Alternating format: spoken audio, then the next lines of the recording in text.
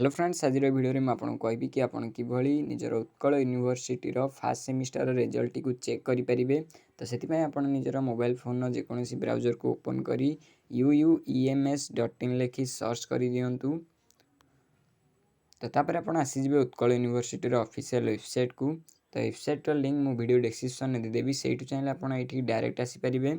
तो तापर आपको ये तलक स्क्रोल डाउन करूँ। तापर आपको ये जो शो हो जाऊँगी provisional result of UG all semester आप तार ऊपर ये क्लिक करूँ। तो तापर आप ये निजर 16 अंक विशिष्ट जो रजिस्ट्रेशन नंबर बा रोल नंबर टी दिंतु।